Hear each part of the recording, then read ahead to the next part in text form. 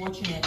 And so we have a lot to talk about, just a lot to get to. And if you Hi everybody, welcome to the conversation. Let's talk about love, health and wellness, transformation, yeah, we got it.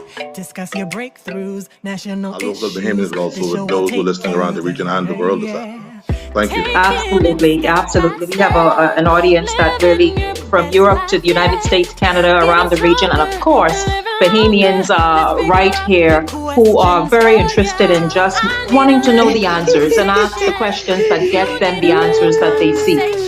Before we need a little inspiration, tune into the conversation. Talk about it on the conversation. This is the time when you need a little when the country really need to find ways to join together to fight common problems that we have. Collaborative leadership. You need a little conversation. We can go far with the conversation. Here we should meet on the conversation, yeah. Please share the video, share. Tag some people in the live feed, share it in your private Facebook group, share it in your WhatsApp group. Here we should meet on the conversation, yeah.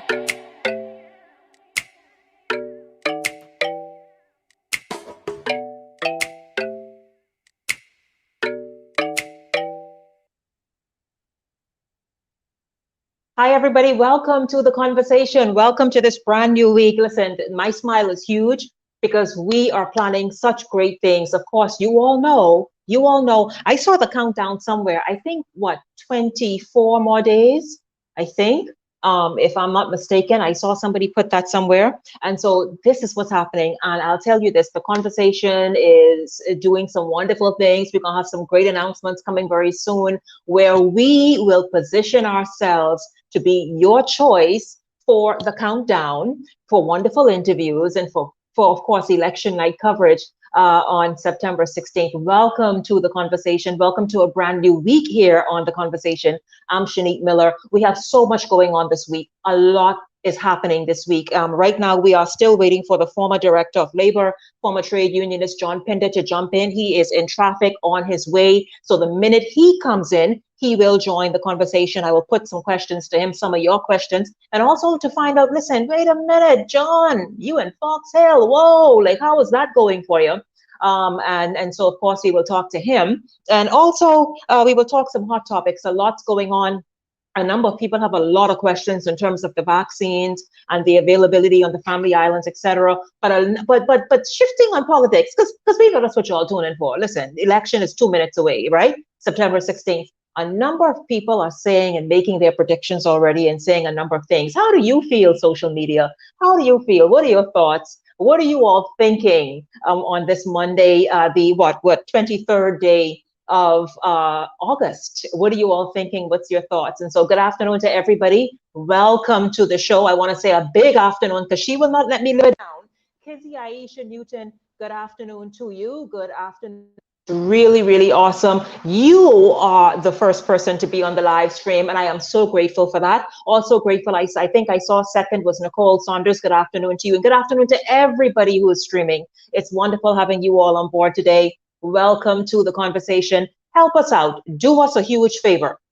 Share the live stream, okay? Share the live stream. We are also waiting. We have a hot topics panel. So we have John Pinder for about 30 minutes or so, waiting for him to arrive. And then we have also some hot topics. Now, I'm just seeing John Pinder's people telling me they can't connect. How is it they can't connect? This is going to be interesting. I'll tell you this, Mandela, as you come in, if you have a number for John Pinder, please do send him all of the information that is necessary to connect, because I did it. I sent it to him, and I'm just hoping that he is able to connect, him or his people, because I sent him all of the information. And so listen, thank you, Kizzy. Thank you so much. Like and share the live stream. Come on, guys. Come on. Help us out now. Let's do this. Let's be partners in this, right? Like and share the live stream. Have your say. I need you to have your say. And let's all pray that John Pinder can get in. Him and his team, that they can get in, okay? And so let's just jump right in. Good afternoon to you, Sonia Wright. Good afternoon to everybody who is streaming already. It's wonderful to have you on. Thank you very much, Kizzy. Thank you, thank you. You see the hair is getting darker. I need to put refresh this color. Thank you so much. Thank you, LaShawn Cooper. LaShawn, I see you all, boy, you're all ready to be a little trapsy already. Hello to you, Anish Camilla. Good afternoon to you. Good afternoon to Darlene Johnson. Good afternoon, Karen Barr. Thank you so much. Thank you, thank you, thank you. And thank you to everybody. Mary Barriento, thank you guys so much. Novalia Johnson, good afternoon to you as well. Hi to Rosalie Minnis, good afternoon to you. Good afternoon to Lavette McFall. Afternoon to everybody. I hope I haven't missed anyone, but good afternoon to you. Let's just jump right in. And listen, guys, this is your conversation as well. So I want you to have your say. I want you to tune in, and I want you. There he is, guys. John Pinder is here. Okay, so of course we will have the hot topics after we are done speaking with him. First of all, good afternoon to you, sir. I see that obviously you've been busy out there in the community of Fox Hill. I see you all, regaled up and everything. Good afternoon to you. How are you? Unmute your phone or whichever device you're using. Is that better? Yes, it is. All right, pleasant good afternoon to you and good afternoon to your listening audience. And it's indeed a pleasure to make my first appearance on your show. Yes, your absolute first appearance, and I'll tell you, boy, it's good to have you. I mean, first of all, let's just talk about how does this former trade unionist, former director of labor, now candidate in this election that is about 3 weeks, a little over 3 weeks away. How are you feeling today? Shanique, I must say you, God has been good to me, man. I keep getting promotions. So let me give you a little snap view of me. I started off as a gas station attendant when I first finished high school. I ended up working at the Auditor General's Department as a clerk in 1981. I ended up being the treasurer of the union for 3 years. I ended up being the president of the Bahamas Public Service Union for 15 years. I was also president of the National Congress of Trade Unions for 7 years, 4 and then 3. And then I ended up being the director of labor, and God has another big promotion for me. So sorry. So you call in this then. You say, listen, God has this other big promotion. Oh, yeah, it's not a big promotion. Listen, man, God has been ordering my steps. And hey, the battle is not mine, the victory is mine. So I just give God thanks for the victory. But faith without works is dead. And so I still go out there, try to knock on each person's door, share my views for Fox Hill, share my vision. Hey, God is good, man. And we will hear a little bit about your views and your vision for Fox Hill in just a second. But let's just talk about John Pinder, the public servant, the director, particularly in the director of labor scope. Your main opponent, and that is the Progressive Liberal Party's candidate, really sent out a voice note concerning you and your stint as director of labor, charging that this administration under you as director of labor have not been very friendly to the workers of the country, especially women. How do you respond to that? None can be further from the truth. I don't know what the heck this guy is talking about. But listen to me. I often tell people that throughout my experience as a trade unionist and throughout all my experience as a director of labor and dealing with conciliations, 90% of the problems we are faced with came from female employees. And I often tell 90% of them have female bosses. And I had to fight many female bosses for the rights of their own female colleagues. So that's only a miss. I can tell you females throughout the general public service and all those who are members of the Bahamas Public Service Union know full well how hard I fought for them. As a matter of fact, somebody reminded me this morning, but when we were doing the negotiations, while the same opponent was the Minister for the Public Service, I tried to get in the industrial agreement that all government agencies ought to provide a space for after school care for mothers, because we did a survey, and our survey revealed that between the hours of 2:30 and 5 p.m., there was a 30% rate of production. Why? Because mothers had to leave the office at 2:30 to get to the school to pick the kids up at 3 o'clock. Then they had to drop the kids home. Then they had to get to work, back to work. Then they will eat during that period. The minute they finish eating, by 4 o'clock, they're on the phone. Mary, you inside? Where's Johnny? You doing your homework? Blah, blah. So they started to babysit the kids from work on the phones. I said, this doesn't make any sense. We need to try to find some sort of areas where the employees could bring their children.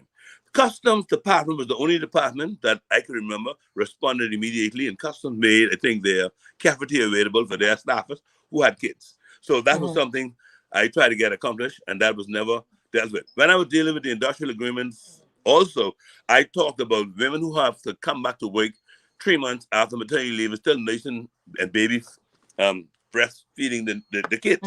And we know that breastfeeding was very important.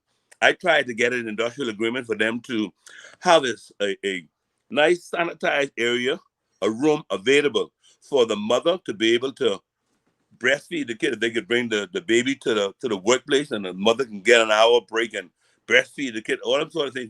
I tried to do it for women. So I really know what this fella's talking about, but you know. So you are saying not just women, but women in particular, as you've just laid out a minute ago, but you have always been friendly and tried to introduce friendly regulations and measures towards women and workers in general. Yeah, that has been my, listen, you don't win the president of the Public Service Union 5 consecutive times, 3 years intervals in between there. 15 years I spent as president of the union. You don't win them by not taking care of your members. And the majority of my members were women. You don't win that by not taking care of them, I tell you that.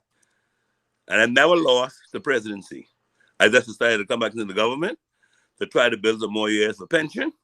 And here I am now, going to take it to higher heights. And I'm going to bring Foxhill with me. As God raised me to higher heights, I'm bringing Foxhill to higher heights. John Pinder, why Foxhill? We know Foxhill, the history of Foxhill. Right now, presently, a Free National Movement member of parliament holds the seat. The seat has been sort of back and forth, but mainly in the hands of your opponent. So why Foxhill? Why you for Foxhill at this time? Well, Shanika, I was born in Foxhill. I've been to Stanley's Primary School in Foxhill, been to L.W. Young Junior School in Foxhill. And in those days, once you were from Foxhill, you ended up at Aaron Bailey.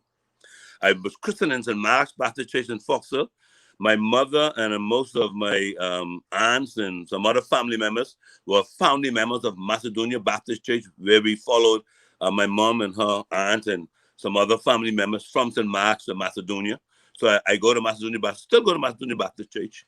I used to coach a basketball team in the Foxhill Park League.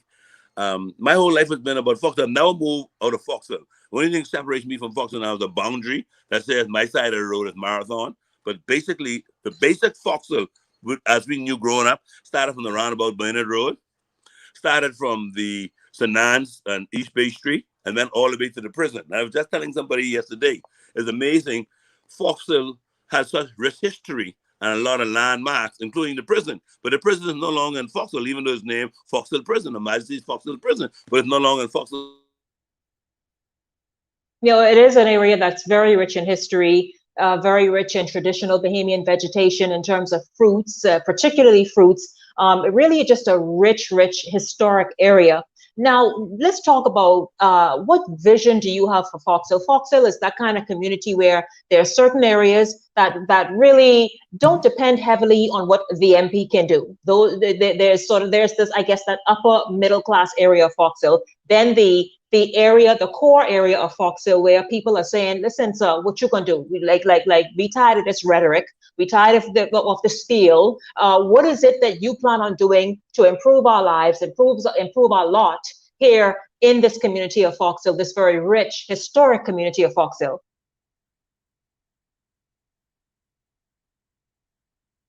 Yes. Okay, you're back. Here's what. Finally, my opponent, the most senior one, who has been around the Foxhill constituency for the last 25 years or more, finally he comes up with a 10-point plan after you hear me talking about a plan for Foxhill, which I had many years ago. So here's what. Foxhill is very rich in its history, in spite of the fact that Black Bear Tower and the Ocean Hole and some other historic sites are not in the Foxhill constituency, but in the Foxhill proper, the original Foxhill. And we have a very rich culture. And we were known for having the celebration of Emancipation Day with the Junkanoo around the park. Only Foxhillans used to all take part. We paraded around the roundabout in Foxhill, all morning from 2-3 o'clock in the morning till sunrise, and until they kind of commercialized it and brought in the jungle competition. Then we had Foxhill Day, which we celebrated because, the news is that Foxhillians got the message late when the slaves were set free. And so we celebrate Foxhill Day. And I believe the time has come for us to even make that a more national event for Foxhillians. But Foxhill Day was the day when Foxhillians displayed their crops that they would have grown, the caneps and the sapodillies and the sugar apples and the plums and the jujus and lemons, lime, name.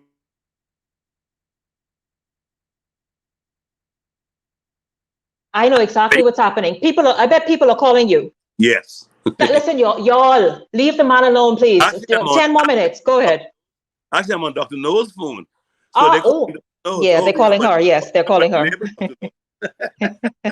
Go ahead. Noel's phone, they're calling her. And so tell her patients, be patient. She'll be with them shortly. And so that was the time that Foxhillians made money. It was like the Andrews Crab Fest. Everything there was Ambrosian and crab. That's what Foxhill Day was. But then not me, but I don't know who was responsible for commercializing it. The only commercialized thing was in Foxhill during the time I grew up as a Foxhillian for Foxhill Day was Mortimer's Candy Kitchen. That's the only thing. They always have the cotton candy. Nothing of everything was Foxhillians. Now Foxhillians got to compete with all kinds of competition from the outside. And just how do you blame for that? And then is that not a sign of growth? I mean, Foxhill was its own indigenous community where Foxhill, I guess its economy with its various festivals kind of, put money back into the economy of Foxhill and had things booming for quite some time. And now you're describing something that is sort of morphed into something else. Yeah, actually, it took the flavor of the Foxhill Day. Yeah. About to bring back that Foxhill culture that we used to display. I want people to see that, but we will not just do it Foxhill Day Emancipation Day. We will now target at least 500,000 of that 4 million tourists that come in New Providence every year. We're going to establish a fashion show, a talent show, the whole tour of what Foxhill is all about, and try to attract only 500,000 tourists to Foxhill every year. And I believe we can get them to spend only $50 for us when they come. Hey, we can bring economic freedom to Foxhill, and that's what it's all about. I am on a mission to empower Foxhillians, not just those who support me or a handful of people who support me. I want to empower Foxhillians. I'm trying to move those guys from the blocks to the bank, from always asking for handout. From the blocks to the bank. I like that. To the bank, yes. There's too many of them just hang around and wait for handout. And that is what I wanted to ask you, John Pinder. How are you planning on just doing that? Because it's good to figure you're going to have various tourist tours and historic tours and various festivals, etc. But how do you plan on pulling the people back in and getting their interest in so that they're empowered to be able to own a piece of what you're talking about? Okay, so the first thing we have to do is make Foxhill safer, make it back how it used to be. So I envision every house in Foxhill having some sort of surveillance camera that is a deterrent. Once we do that now, we will establish a Foxhill Community Crime Watch, and I will zone Foxhill in 4 so that the other persons who are part of the Foxhill constituency don't feel that only the park is Foxhill. I want every Foxhillian and every person who lives in the Foxhill constituency to feel a part of Foxhill. So I will zone Foxhill into 4, and I will use the talents of these people to cause them to put some sort of display on once we can get the tourists coming. Now, you will have to, but I have already built a relationship with most of the major cruise line operators through my position as Director of Labor. So I've built a relationship with them, and I spoke to them about this, and they thought it was something great. I only need now the Ministry of Tourism to look at it, critique it, and make sure that it's something that we can sell. So once Foxhill gets safer again, we then have a crime watch in place. We want to have a surveillance system in place, whereas people can be watching you 24 hours if you want. If you go away or you have to come home late at night, you can let the persons on patrol know. They will make sure to get to your house before you get home, make sure you get home safe, that sort of thing. Foxhill's safe now. The tourists, before they come, the police doesn't have to worry too much. You work along with the police to identify a person who can install even these cameras in people's houses. And I want the persons who are on patrol to be trained by the police.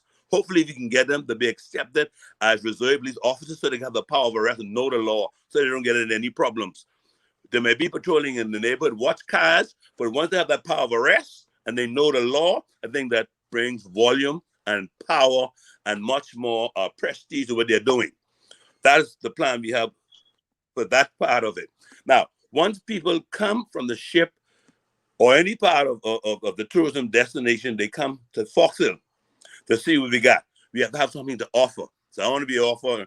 I want to work with the Fox Hill Congos for them to be able to display their talent as relates to how they build their costumes for tourists to see that, how a goatskin drum is made, how you beat the goatskin drum, how you paste a shoulder piece, a skirt piece.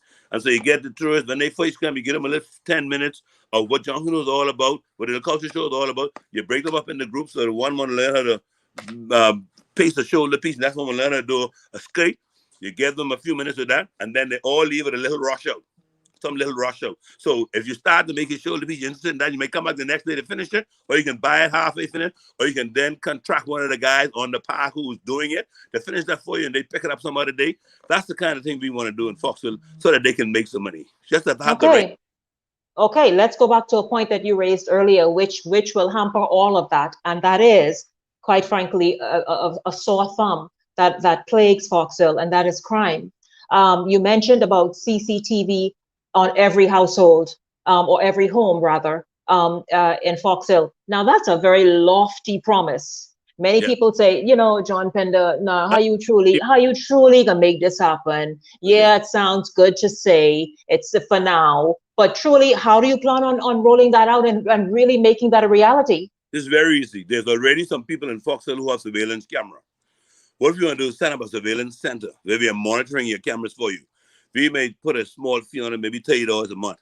Once we can flip that $30 a month now, we start to buy some more cameras. That's why I'm saying we'll have the police to vet some guys in Foxville so they can get training to learn how to install the cameras. So they make their money from the installation of the cameras. I may have to donate the first 100 cameras. I don't know that. Maybe the first 100, they're not that expensive. We will see how we can best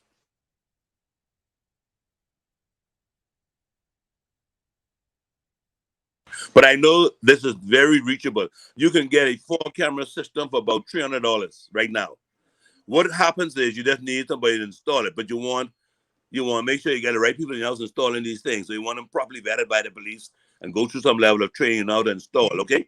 Now, then you start flipping that money. Only thing that's only a deterrent. But I believe once people know that every house in Foxville have the camera, not the CCTV now. The CCTV, we will speak with the police for the hot areas, because there's 1 or 2 areas in Foxville. I'm still baffled as to why we don't have CCTV in those areas yet. You'll have to negotiate with the Minister of National Security and the Commissioner of Police and get their approval for that CCTV. If the CCTV problem is purchasing, then every member apartment gets $100,000 a year. You got to figure out you could get some of the $100,000. They have purchased one of them CCTV for your area that is most needed. This can be done.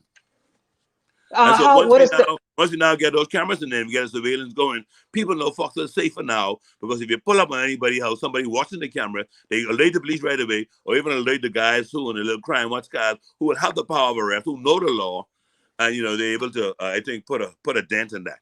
The next thing we have to do, Shanique, is introduce more positive activities for the youngsters. The old people said they will find even idle hands to do. And Jimmy bent a tree while they're young. So we have to catch these kids from age 10. We can't with these children reach 14, 15, or 5 years of age, 10, put them in certain programs. We have a swimming pool at this community center. Nobody's teaching nobody how to swim. We got a tennis court in Foster Constituency. Nobody teaches nobody how to teach tennis, how to play tennis. We got an area where there's a softball. And by the way, have you put into place some of this already in terms of some of these community initiatives that you're talking about, right? Like the playing the tennis, like the swimming, like something to get into the mindset of the young people and to sort of shift their focus. Okay, so I'm selling this idea now as I go door to door. And let me say this: I don't have the access to these things as yet. The member of parliament still controls certain access to things. Once I am elected member of parliament, now I can speak with the persons in authority who have access to these things and make them available to the Foxville community. We probably have to form a Foxville tennis club, which the court would then be transferred to the Foxville Association for Tennis. You do the same thing with the swimming pool, and cause there to be much more activities in these things. So we have some infrastructure, but they're not being utilized properly. Okay, if anybody has a question for John Pinder, ask really, really quickly. He's spending a few minutes with us, obviously just coming from off the ground anywhere in Fox Hill. But John Pinder, of course, is no stranger to public life. He spent many, many years as union president, trade unionist, also as a director of labor. And now, as John said a minute ago, that he's being promoted to yet another level of public service in the community and constituency of Fox Hill. What has the response been to you? I know that you said you are a son of Fox Hill. You grew up there, you lived there all your life, and you know the people, you know the area, you know that you have a feel for what it is that you're talking about, an affinity for the area. What has the response been to you? For the most part, I feel very confident. I like the response I've been receiving, and I can only tell you this: victory is mine. Victory is mine. It's only a matter of time, you know. Victory is mine, and so I know some people out there who would like to think otherwise, you know, to the point where they're asking women I don't support me. As much as I love women, somebody who never dated a woman can ask women to support me. Give me a break. John, you don't surprise. You don't. John, any. I would want to say bye bye. Yes. Any But wrap up. But put me otherwise, then. Any wrap up statement, any wrap up comment, any final comment, I give you an opportunity to do so. Take me. So my team is taking Fox to the higher level, taking Fox to the higher heights through economic empowerment and more ownership. There's some businesses in Foxville that I think should have been owned by Foxvillians, or at least by Bahamians. I think we need to create more entrepreneurs out of Foxville. I think certainly we need to cause there to be much more young persons involved in positive activities. I've spoken to all the churches, asked them to start back up those marching bands, places who will offer kids any sort of sporting activities or anything that they can do to develop their talent. I'm looking for a better future for young people. I have a young man who's on radio and stream who's willing to teach boxing. You know, I got a young man who says, you know, he can teach baseball. There's a radio group who wanted to put on basketball tournaments. They have tournaments going on now. When it goes to the pandemic, we're not able to sponsor a tournament for them.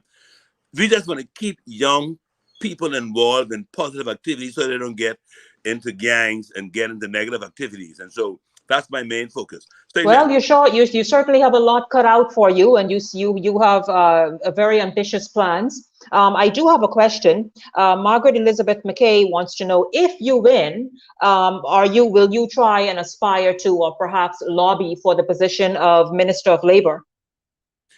Well, listen, I believe I have enough labor experience that the Prime Minister will determine who he wants to serve, as the Minister of Labor, whatever the captain or the captain of the ship, whatever the captain of the ship asks me to do, I am prepared to do in the best interest of my country and Foxvillians. So wherever he puts me, I'm prepared to work.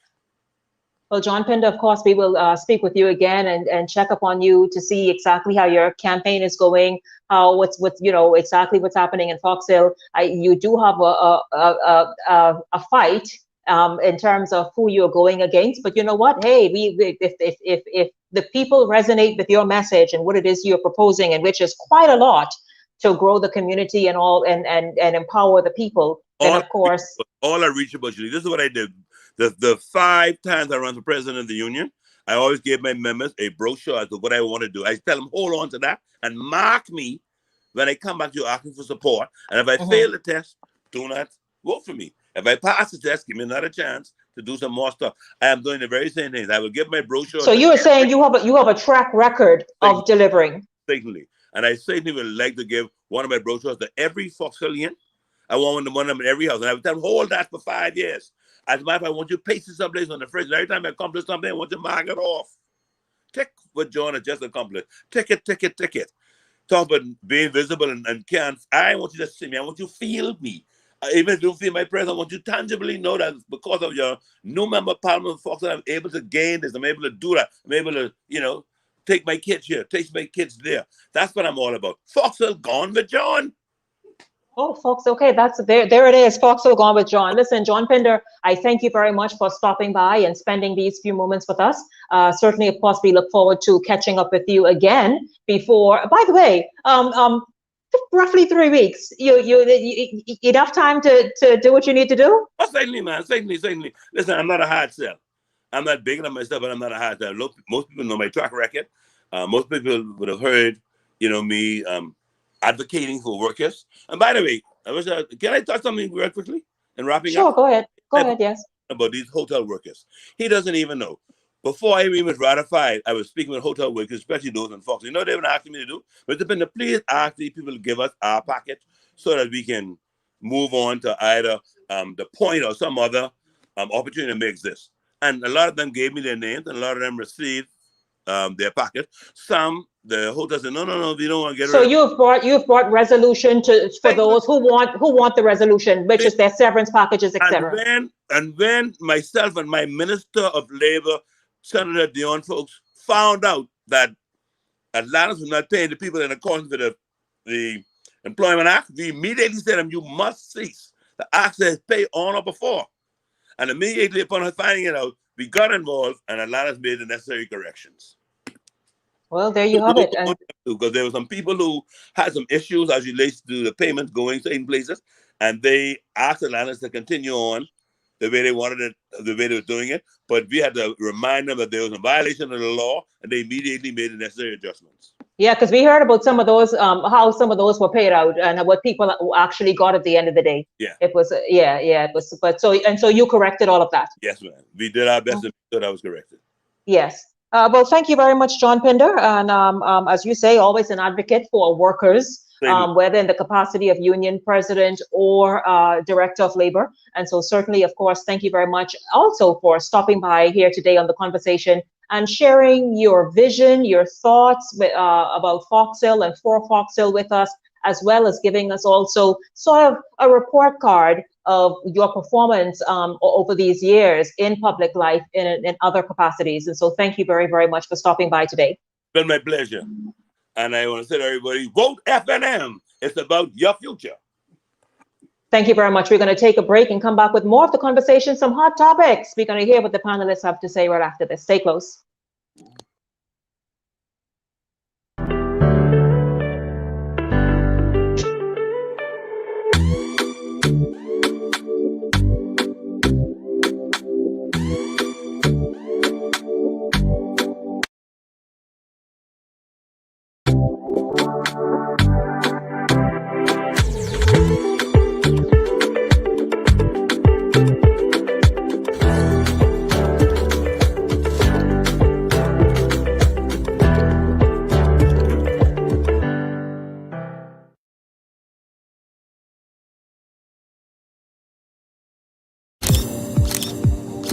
Make this your best summer ever with Flirty Girl's Sexy Summer Slim Down. Lose weight and win up to $3,000 in prizes. Sign up today and enjoy weekly challenges, weight loss coaching, and unlimited group workouts, including bodies, cardio boxing, hardcore abs, dance off the pounds, and more. Enroll as a VIP and receive a free 7-day detox, 1 free laser lipo treatment, discounts on body contouring, facials, and Brazilian wax, plus massage and sauna treatments for just $1 per minute, all summer long. That's right, all summer long. Prizes include 1 year of free body contouring, free fitness programs, and so much more. All participants will be invited to take part in our sexy summer photo shoot to show off their results. So come on, what are you waiting for? Registration ends June 10th. Call 677-1689 or WhatsApp 467 Nation.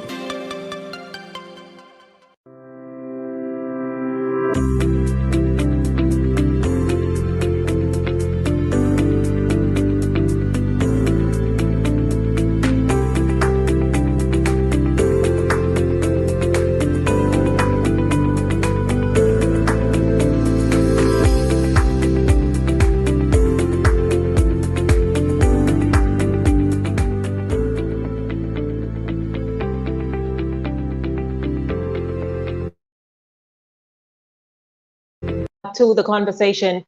Thank you all so much for streaming live today on this Monday, Hot Topics Monday. By the way, just programming notes for you. We have an interview with many of you know him. He is a very well-known doctor, Dr. Tyrone Butch Bartlett, tomorrow at 4 o'clock. Dr. Bartlett will share his personal experience with COVID. It's his first interview. Of course, he spoke with one newspaper, and then he decided he needed to get well, and so he stopped talking. So this is his first interview as he is on the mend. He returns to work on Wednesday, but he was really having a he had a really rough time with his experience, and then his entire family with COVID-19, and he is going to tomorrow share his experience with us and talk about all of that. And so you want to tune in tomorrow at 4 o'clock to hear from Dr. Tyrone, better known as Butch Bartlett. That's tomorrow at 4. And then Wednesday at 4 o'clock, we also have an interview with Obi Roberts, who is going to talk about the Progressive Liberal Party and where the Progressive Liberal Party stands as it looks towards September 16th. Also the readiness of the Progressive Liberal Party. That's from Obi Roberts, who is one of the national vice chairmen of the Progressive Liberal Party. That's on Wednesday. And so a jam-packed week for you. Also working on a number of other things, and so really super excited about it as we continue to make steps towards September 16th. And so certainly, of course, we invite you to stay tuned. Don't go anywhere. And so listen now, let's jump into some hot topics. Welcome to Hot Topics Monday, Mandel Miller and John Darville. Mandel, good afternoon to you. John, good afternoon to you. Good afternoon. Just Shanique, it's always a privilege, a pleasure to be on Hot Topics with you. It's a pleasure. I'm still trying to digest John, man. John was. Listen, John slipped something right in. I was like, John, don't slip nothing in on me. Listen to me. What the dickens? I was like, what? That's a fox. That's a fox. I tell you, I guess that's exactly what that is, a foxillion. Okay, obviously, John Darville is tied up. Speaking of Johns, right? Johns today. John Darville is tied up in a meeting, and he told me minutes before the show started that he was trying to quickly wrap that up. So I guess he is still in that meeting. So Mandel, you know what? Let's just go at some hot topics for a few moments. Let's just first talk. I'll tell you this. Let's just do some sort of perspective on what's happening and what you think is happening. Michael, Miriam Emanuel has been the fodder of much conversation, jokes, the butt of whatever. She even kind of mentions it herself and plays up to it. I saw a video, it could have been yesterday or day before, of Miriam saying, listen, y'all can make fun of me all y'all want, but I hear in my Cal, which was Inagua, and I'm making things happen, and I'm present, I'm front and center. I think you were there that evening with Miriam Emanuel. Truly, Mandel, how does Miriam Emanuel look outside of everything, outside of the fact that the country many times paused and gasped and everything at Miriam Emanuel? What is happening with her in MyCal, according to what you can see? Well, Shanique, I can tell you about 3 or 4 weeks out, I had the privilege of just passing by the FNM headquarters and running into Miss Emanuel. Now, for many that know me would know that I'm a descendant of Inagua. I live, eat, drink, and sleep my community, Machu Town, which many of those people are listening here this afternoon. And so I took a very personal position with Miss Emanuel and said to her, Mom, you're the representative of my community. I intend to work with you in any capacity that I can to assist my community. And so last week she was going down there and asked if I would accompany her, and I decided that I would. Also being an FNM party supporter, I was delighted to do that. And upon getting on the ground there with Miss Emanuel, she wasted no time in getting in touch with her constituents, going door to door, house to house. And But how present has she been? Not just now that election is next month. How present has she been in these 4+ years in MyCal? Well, I can tell you something that Miss Emmanuel signed up for in Matthew Town in Inagua that I can speak for. I can speak for what I'm aware of that's going on in that constituency or in that polling division, which is 11 and 12 in the Michael constituency. Miss Emmanuel signed up for empowerment and empowering that community, empowering individuals in as best way as she possibly can. One of the other things that she signed up for with that community is for the community to get a new school. Now, my grandmother, who is 86, attended the very same high school or school that is in Matthew Town that still sits today. That school has endured much hardship, fire, hurricane, and as you saw in the budget passed recently, this government would have said that that is something that they intend to deliver on. And so that is a promise kept. One of the other things that she promised was empowerment. And as you can see, the first place that the Prime Minister rolled out much of his Crown land approvals was Matthew Town in Inagua. And so there she is, like John said, checking off the things on her list that she signed up on that community engaged her for, along with the Crown land and other stuff. The satellite location of not having to travel to have to do your passport. I've asked many Inaguans, does this make a difference? And many people say to me, Mandel, not having to go to Nassau just to renew your passport makes a major difference. And those satellite passport offices aren't just about passport, but it's about the modernization of ease to access to government services on our family islands. And that's one of the things that she has been working on. And I think one of the things in my car that I've realized that her constituents seem to recognize and understand and sympathize with her on is the reality that she's not a cabinet sitting member. She's not known to be one of those big time ladies out there in politics per se, but as a common representative of that community, someone who has some ties to the community, they believe that she has done well in that state in light of what the government has faced during its so Mandel, they are saying then what they're saying is, listen, it doesn't matter that she's been the butt of jokes and that's some at her own fault in terms of her delivery, etc. You are saying that the people of Michael are supportive of Miriam Emanuel because of just her representation. Yes, she's delivered on the things that she signed up to represent them on. I remember somewhere down the line, during the government's tenure, they had intended on building a school somewhere in the Carmichael constituency, somewhere Adelaide or something like that. There was mention of that. And one of the things I remember recently in speaking with the Minister of Works, he said to me, things like that is what they put on hold in order to assist the family islands with getting a school somewhere that direly needs it. And so that's representation. You want someone around the table advocating for the things that your community needs. And a school is one of the things that the community in Inagua in particular has been promised decades after decades, administration after administration. We've been told it's in the budget, but this time around, Miss Emmanuel is committing to the constituents and the community that it will get done through her tenure. And we're believing in her to do that. The Prime Minister, the Minister of Works, just on Saturday, upon my return from Inagua, told me that when he gets down there during the campaign trail, that is one of the things that he intends to be able to more forthrightly address with the community, because it's seen as believing for us now. And so FNMs in Inagua showed the entire country on Thursday night how they feel about this government administration and their representative, Miss Emmanuel.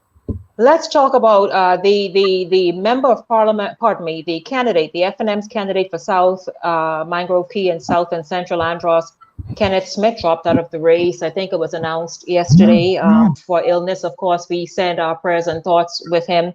The new candidate named, a young gentleman, I think I saw in the papers, he's 31 years old, Ferguson. Do you know anything about him that you can perhaps say? Shanique, I happen to know the young man very personally. Ironically, about, again, another 3 weeks ago or so, him and I were in a conversation. I told him, I said, there's some of us that need to ready ourselves to make sure that our party has a deep bench. We never know when something can happen, like how this election came up on us haphazardly. And so in telling him that it was clear that it was necessary, and he's a young man that is widely known, particularly here in New Providence, has a lot of volunteerism that he does within our youth organizations, whether it's the YIP program. He's always all over the place, giving back to young people, pouring into young people. And I can tell you, I'm quite sure that this moved the needle a lot into the victory margin for the FNM when it comes to the youth vote, with their support for a young man such as that, to see that the party is able to even lean on young people or bring young people forward such as that, as we would have done with Travis in the past. And so I believe that and then another thing about him is, as you can see, a direction it seems as if the party is going in is to have candidates that represent and live in their communities. This is a young man, Mr. Ferguson, who's replacing Mr. Smith, is from South Andros, is a descendant of the community and is known and loved by the community, similar to how I'm from Greater Nagua and Matthew Town. And so when you have a representation from constituencies like this, as you can see, John saying he never left Fox Hill. When you're able to bring forward that kind of representation, you develop a relationship with not just the constituency, but the community, where people advocate for the progression and the development of these communities. Mandel, the FDA approved the Pfizer vaccine today, meaning that the people were saying, oh, the FDA has to step in and approve these vaccines. Well, Pfizer got that approval today. Last night, the Prime Minister addressed the nation, urging for residents, Bahamians, to step up and be vaccinated. The Pfizer vaccine is available in the Bahamas today for persons who want that option, or perhaps wanted to wait for that option. Your thoughts on the drive that he's now sort of shifted to pushing to urge people to become vaccinated? No, Shanika, I love that the Prime Minister decided to. You ever hear this thing? They say the power in the pulpit should also be in the pew. Well, as Prime Minister, he shared that power beautifully on Sunday night by encouraging all leaders to join him in the fight to saying, let's vaccinate. I've been saying that we ought to have called on the church even sooner to be an advocate for the vaccination process, helping to bring some light to all the confusion that is going on out there, arming the church with the necessary information that they need. The church have many doctors. I remember saying in the Church of God of Prophecy where I came up, they were celebrating their doctors at one point in time during their convention. And so I believe that if we had found the medical professionals in various aspects of our society, whether it's the church or whether it's just arming the right people with the right information, we could have been further down this road of vaccination. And so I do encourage and applaud the Prime Minister for trying to engage as many people in this national effort as possible for us to save lives and to get the country back on track as much as possible. Me having spent as much time as I have working in the policy unit of the Ministry of Health, I understand how important the vaccination is, while I also understand a lot of the fear that comes with it, people not understanding how the vaccines are formulated, how they go through their various stages of efficacy.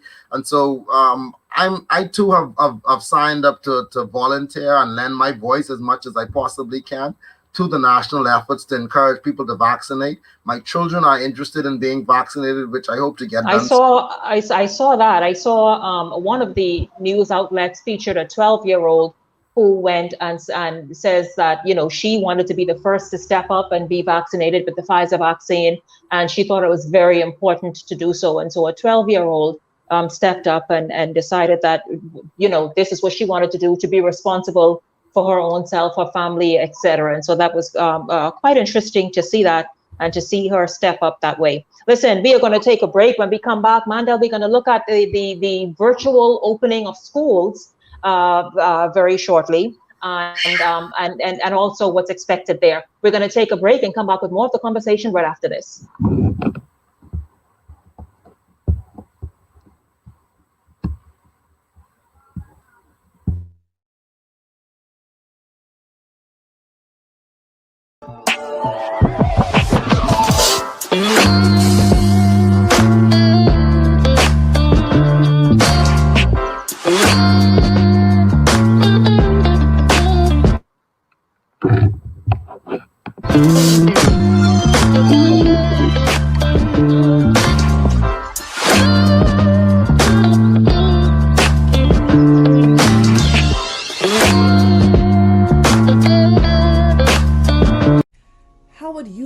shed some extra inches of unwanted belly fat. Did you know that there are alternatives to surgery to get rid of unwanted fat? Let Therapy Natural Health Spa help you reduce fat without surgery. Therapy Natural Health Spa employs a series of methods in a customized goals. Target those stubborn and challenging areas on the body with our cavitation body shaper that uses heating lasers to break up and melt fat during each session. Did you know that as you drink water and exercise, that your lymphatic system and liver work together to help eliminate fat? Let Therapy Natural Health Spa help you get the results you've been waiting for. Call us for a free consultation and let Therapy Natural Health Spa work out a plan for you. Our numbers are 393-1126 or 806-1132. Maybe it's for the thrill, or the scenery, or maybe you do it for the speed, or maybe it's for the baby. It might just be for the next stop, or even for the beautiful moments. Whatever your reason for driving, we'll be there to keep you going. Atura Auto, servicing your vehicle at a price that keeps your pockets happy.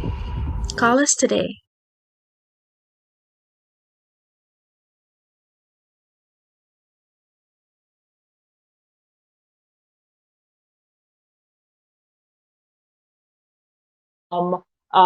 Back there. So you guys are participating and I love it. Share the live stream. Share. Let's get some more people in the live stream. By the way, thank you all so much for streaming live and watching today's show.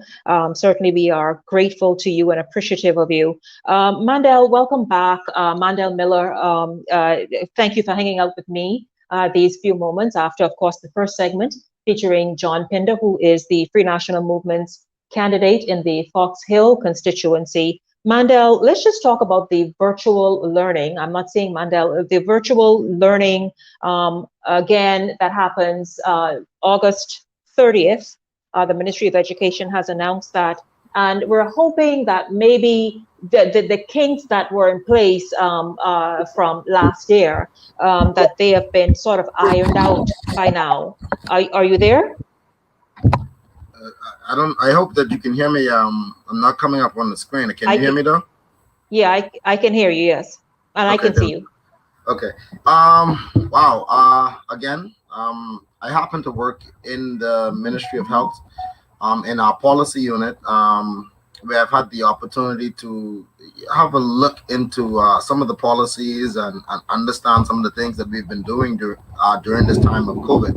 And one of the things that I know that I saw that came around was us understanding the effects of what all of this digitization, this virtual schooling is having on our children. And just yesterday evening, I was talking to a parent who told me that, it's clear to them as a parent that their toddler only can take so much of the stuff. Yes, our kids in their leisure time may be open to being in the front of a tablet, and I've seen us develop this routine behavior as a people where, the best way to keep your child occupied is just give them a tablet or some digital something, and that kind of keeps them occupied. That may work in that space, but when you're talking about developing a child's learning ability and cognitive skills and social skills. Yeah, being a society that has been used to doing that in a classroom setting for all of our existence to haphazardly and abruptly change that on the turn of a dime, that's difficult, and it's clear that it's having some effect on us. If you listen to some of the experiences that parents tell you that they're having at home, for example, this parent was telling me how she was trying to get the child to say, go in your classroom, stay in your classroom, and not be on Netflix watching whatever they're watching. But the reality of it is that normally, I always say teachers that teach in primary school in particular are very gifted people when it comes to dealing with our children. They got that gift of getting that child to to remain stable and sit at their desk and do your work. And I watch them almost like directing an orchestra, how teachers do that. That is a special gift.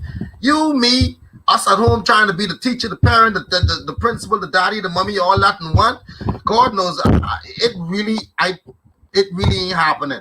And so we have to do what it takes at this time. And if that's vaccinating our children in order for my child to be safe from your child or your child to be safe from my child, let's do what it takes to get our children back to face-to-face learning. My daughters, for the first time, would have worked this summer and bought their own whatever they want to wear to school, or as long as I was in agreement with them, whether that was a bag or these Clark shoes and what's not. And now have to deal with virtual school. And they're like, cheaper we'd spend our money on something else. And I'm like, yes, I was telling you all that. Get away from these brands and all these things and focus on what's most important, which is your education. And here we are back to the drawing board of virtual schooling. And she now has to inquire whether her laptop is up to speed, and she needed to get into jump drives. I now need to make sure that she still is up to date on sending an email and ensuring that her work is done. It requires a lot of participation from parents and guardians that naturally don't happen on the regular everyday thing. But in that instance, don't you agree that's a good idea? Because that has long been the complaint that parents have not been playing an active role in their kids' education. Shanique, Dr. Kale Philippe, my superior in the Ministry of Health, and I said that COVID is a miracle moment for this entire country. And the reason why I say that is because for decades, almost 20 plus years now, we've been saying that all of our challenges in the country stem from the home. And if that's the case, then COVID was an opportunity not just to solve COVID, but to solve some of the challenges we got going on in our home, where everybody was locked down at home. Nobody had an excuse as to why we could not have addressed some issue that stemmed from the home. So this was we call this the miracle moment. And the reason I'm saying that is because today, a lot of the issues that we had that we said stem at home, we're not no better off today than we were prior to COVID. So it means that we did not even seize the opportunity to deal with some of these issues we have at home, thereby being our schooling and our education for one of it. If you look at some of the commentary that you heard parents talk about during the school term, that is evidence of so much lack of involvement. I myself missed a lot being involved. So I can imagine for parents who weren't involved, for the amount of persons that did not pick up devices from the school, people that did not collect report cards, the amount of a lack of attendance that parents, that teachers reported. Obviously, we did not get engaged. We did not get involved. Everybody, we did not do that, Shanique. And that's a disservice that we're doing to our children. Mm-hmm. Well, I'll tell you this, Mandel, of course, your points are quite valid, but we are hoping that perhaps this new school year, which starts August 30th, that maybe that there's a shift. And because it has to until there can be face-to-face learning again. But parents, you cannot sit back and have every bit of sort of reason why you can't participate, because you have to. And as you mentioned, Rayette, now they understand the role and the importance of teachers. Yes, absolutely. But parents, you have to step up now. I mean, because, after this, beyond this, you can't have your kid falling so far behind. That's really important. Mandel, I thank you very much for hanging out these few moments with me and very, very wonderfully giving your point of view, your perspective, or perspectives on a whole lot that we talked about in these few moments. And I appreciate that. I am so grateful. You were the entire Hot Topics panel today, and you did trained by you. I want people to know that Shanique Miller saw a gift in me, and kind of rubbed that lamp and told me to do it until it becomes first nature. So Shanique, at any time from 2016, I'm telling you, I'll never forget. Guess who's coming to this new station? And when I look, it was Shanique Miller. And from then, I've always said we've been divine connections by God. And I thank you for assisting me in developing a gift of just communicating and expressing my views publicly in a very respectful way. And so I always salute you, and hats off to you, Mom, and running a phenomenal show. Despite the odds, you're doing phenomenally well. maintaining a phenomenal audience that loves hot topics. Listen, this audience, they ain't easy, Mandel. They must forget that the guests could read the comments, because man, I tell you, some of these comments have me trying to be like, what, you know? But yes. No, Mandel, and I'll tell you, Rayette says, who was one of the original members as well, said, you better believe it. You have grown so much, Mandel. She says that you have grown so much. You have matured, and you have really you really did a great job in terms of responsibly also expressing your opinions and your points of view. And so I commend you for that as well, for being a good study. I'm loving the new look. I just felt that, you know, I felt the need to stick that pin inside. I didn't know when I was going to get this opportunity again. I'm loving the new look. It got you looking delicious. Well, listen, I need to maintain this new look. I thank you very much. Just wanted something different, you know. But thank you, and so decided to just shave, and you know. But listen, Mandel, I'm grateful to you today.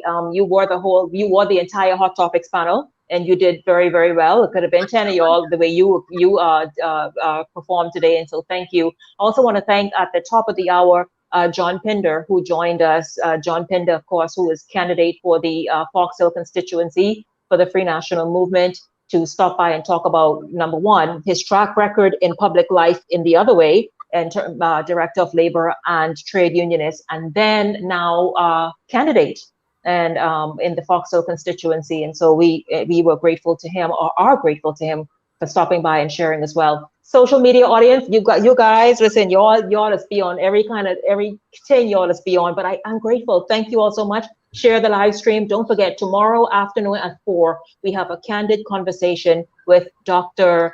Tyrone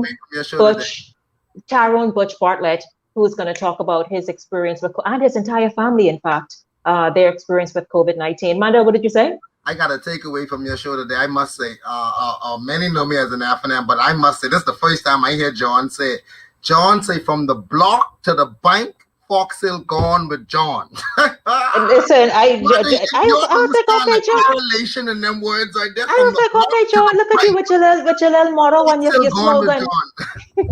Not the motto, your slogan. A candidate, like John said, he's not a hard sell. And man, that man is just like, he's almost made for this man. And so I wish Mandel John already sell himself to the people listening. You ain't gotta come behind and sell him, please. We know you gifted with the gab. I don't need you to come back and sell, John. Listen, Mandel, looking forward to hanging out with you again. Once again, guys, tomorrow is Dr. Tyrone Butch Bartlett. Also, Wednesday, Obi Roberts, Vice Chairman of the Progressive Liberal Party. And so you want to stay tuned this week, and also stay tuned because we have just more exciting, wonderful opportunities and great conversations coming up and discussions as well as we look at September 16th. Everybody, thank you all so much. Thank you, social media audience. You guys are incredible as usual. Do share the live stream and watch it over the show. Yes, absolutely. And see you all tomorrow. Everybody have a great afternoon. Thank you very much, Cara. Everybody have a great afternoon. I need a little conversation. You need